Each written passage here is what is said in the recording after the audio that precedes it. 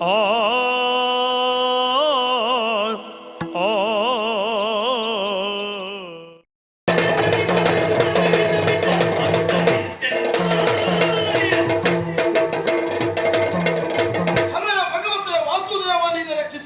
ಸಾವಿರಾರು ವರ್ಷಗಳ ತಪಸ್ಸನ್ನಾಚರಿಸಿದಂತಹ ಮುನುಗಳಿಗೂ ಭಗವಚರನಾಗಿ ನಿಲ್ಲಬಲ್ಲಂತಹ ಶ್ರೀಹರಿ 4 ವರ್ಷದ ಸ್ವಚ್ಛ ಮನಸ್ಸಿನ ಧ್ರುವನ ಭಕ್ತಿಗೆ ಒಲಿತಾನಂತಾದ್ರೆ ದೇವರನ್ನ ಕಾಣುವುದಕ್ಕೆ ಬೇಕಾದದ್ದು ಸ್ವಚ್ಛವಾದ ಮನಸ್ಸು ಅಂತ ಅರ್ಥ ಆಗ್ತದೆ.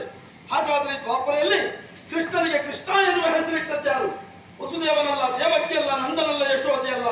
ಇನ್ನೊಂದು ಸಂದರ್ಭ, ಹಿರಣ್ಯ ಕಶ್ಯಪನ್ನು ವಧಿಸುವುದಕ್ಕೆ ಬೇಕಾಗಿ ವಜ್ರ ಕಂಬದಿಂದ ಬಡದು ಬಂಗಾರ ಕಶ್ಯಪುವಿನ ಉದರವನ್ನ ಪಗೆದು ಉಗ್ರನಾಗಿ ನಿಂತಹ ನರಹರಿಯನ್ನು ಕಂಡಾಗ ಒಂದು ಪ್ರಹ್ಲಾದನಾಡಿದಂತಹ ಮಾತು ಕೃಷ್ಣ ಎನ್ನುವುದಾಗಿ.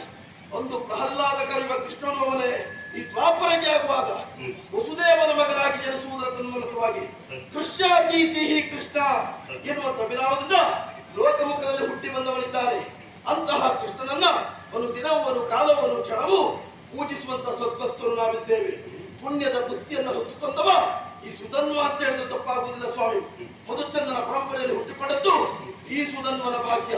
ಸೋಹಂ ಸೋಹಂ ಎನ್ನುವಂತ ಶಬ್ದವನ್ನ ಪುನರುಚ್ಚರಿಸಿದಾಗ ಅದು ಹಂಸವಾಗ್ತದೆ. ಮುನಿ ಮಾನಸ ಹಂಸವನ್ನೇ ಕೇತನವಾಗಿರಿಸಿಕೊಂಡಂತಹ ಹಂಸಧ್ವಜ ಭೂಪತಿಗಳಿಗೆ ಮಗನಾಗಿ ಹುಟ್ಟಿದ್ದು ಈ ಸುಧನ್ವನ ಭಾಗ್ಯ. ಸುಗರ್ಭಾದೇವಿಯ ಗರ್ಭದ ಅರ್ಭಕನಾದದ್ದು ಈ ಸುಧನ್ವನ ಭಾಗ್ಯ. ಸುರಥ ಸುಮನ ಸುದರ್ಶನ ಕೋಲೆಯರಿಂದ ರಾತ್ರ ಪ್ರೇಮವನ್ನು ಮಂಡದ್ದು ಈ ಸುಧನ್ವನ ಭಾಗ್ಯ.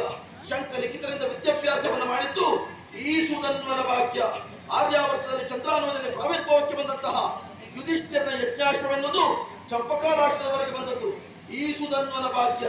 ತುರಗ ರಕ್ಷಾರ್ಥಕ್ಕೆ ಬೇಕಾಗಿ ತ್ರಿಲೋಕ ವಿಜಯಿಯಾದಂತಹ ಪಾರ್ಥನ ಬಂದದ್ದು ಈ ಸುಧನ್ವನ ಭಾಗ್ಯ. ತುರದಲ್ಲಿ ತುರ ಸಮರ್ಥನಾದಂತಹ ಸುಧನ್ವನ ಸರಿ ಎನ್ನುವ ಉದ್ದೇಶದಿಂದ ನನ್ನ ಅಪ್ಪ ಮುತ್ತಿನ ಕಿರೀಟವನ್ನು ನನ್ನ ತಲೆಯ ಮೇಲಿಟ್ಟದ್ದು ಈ ಸುಧನ್ವನ ಭಾಗ್ಯ. ಮನುಮತ ನೈಯನ್ನು ನೋಡಿ ತನ್ನ ಮನವ ಸಮರ್ಪಣೆ ಮಾಡಿದಂತ ಅಪ್ಪ ಹಂಸಧ್ವಜ ಭೂಪತಿ ಆಡಿದಂತಹ ಮಾತು.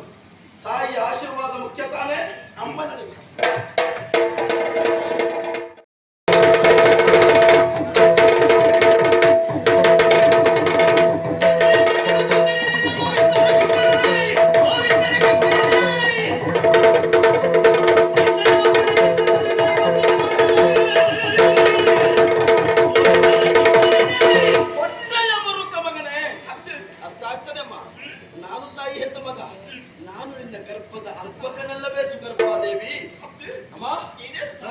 ಕೃಷ್ಣಾರ್ಪದಲ್ಲಿ ಒಟ್ಟಾಗಿ ಬಂದದ್ದು ಹೌದು ಅಂತಾದ್ರೆ ನಿನ್ನ ಮಗನಿಗೆ ಸೋಲಾಗ್ತದೆ, ಅಲ್ಲ ಸಾವಾಗ್ತದೆ. ಒಡೆಲನ್ನು ಅಮ್ಮ ನಿನಗಂತಲ್ಲ ತಾಯಿ. ಪ್ರತಿಯೊಬ್ಬ ತಾಯಿಯಂದರು ಪ್ರಪಂಚದಲ್ಲಿ ಬಾಧಿಸುವ ನೋವು ಯಾವುದು ಕೇಳಿರ್ತದೆ. ಮಕ್ಕಳನ್ನು ಯುದ್ಧ ಕ್ಷೇತ್ರಕ್ಕೆ ಹೋಗುವಾಗ, ಉದ್ಯೋಗ ಕ್ಷೇತ್ರಕ್ಕೆ ಊರು ಬಿಟ್ಟು ಮತ್ತೊಂದು ಊರಿಗೆ ಹೋಗುವಾಗ ಒಂದೊಂದು ವಿಭಾಗದಲ್ಲಿ ತಾಯಿಯಂದರಿಗೆ ನೋವಾಗ್ತದೆ. ಯಾಕೆ? ತಾಯಿಯಂದಿರಿಗೆ ಹಡದದ್ದು ಅಲ್ಲ, ಪುನರ್ಜನ್ಮವನ್ನು ಪಡೆದದ್ದು. ಒಂದು ಮಗುವನ್ನು ಹಡಿಯಬೇಕು ಅಂತ ಅದರ ತಾಯಿಯಾದವರು ಎಷ್ಟು ಕಷ್ಟ ಮಾಡ್ತಾರೆ ಎನ್ನುವುದು ಒಂದು ಹೆಣ್ಣಿಗಲ್ಲದೆ ಮತ್ತೊಬ್ಬರಿಗೆ ಅರ್ಥವಾಗುವುದಕ್ಕೆ ಸಾಧ್ಯ ಇಲ್ಲ. ಹಡೆಯುವವಳು ಆದ ಕಾರಣ ಹೆಣ್ಣು. 1ನೇ ತಿಂಗಳು ವಾಂತಿಯಿಂದ, 2ನೇ ತಿಂಗಳು ಆಸೆಯಿಂದ, 3ನೇ ತಿಂಗಳು ಸಂತೋಷದಿಂದ, 4ನೇ ತಿಂಗಳಿಗೆ ಹುಳಿ ಪದಾರ್ಥದಿಂದ, 5ನೇ ತಿಂಗಳು ತಲೆನೋವಿನಿಂದ, 6ನೇ ತಿಂಗಳು ಹೊಟ್ಟೆ ನೋವಿನಿಂದ, 7ನೇ ತಿಂಗಳಿಗೆ ಶ್ರೀಮಂತದ ಬಳಿಯ ಸದ್ದಿನಿಂದ, 8ನೇ ತಿಂಗಳು ಅತೀವ ಚಿಂತೆಯಿಂದ, 9ನೇ ತಿಂಗಳು ಭಯದಿಂದ, 10ನೇ ತಿಂಗಳಿಗೆ ಇಡೀ ಜನ್ಮಕ್ಕಾಗುವಷ್ಟು ನೋವನ್ನು ಪಟ್ಟು ಮತ್ತೊಂದು ಜೀವಕ್ಕೆ ಜನ್ಮ ಕೊಡುವುದು ಯಾರು ಕೇಳಿದ್ರೆ ಅದು ತಾಯಿ ಮಾತ್ರ. ತಾಯಿ ಹೆತ್ತ ಮಕ್ಕಳನ್ನ ತಾಯಿಯಾದವಳು ಕೊಡುಗೆ ಕೊಡುವಾಗ ಭಯವಾಗುವುದು ಸಹಜ. ತಾಯಿ ಯೋಚಿಸಬೇಡಿ, ಜತ್ತ ಬರ್ತದೆ.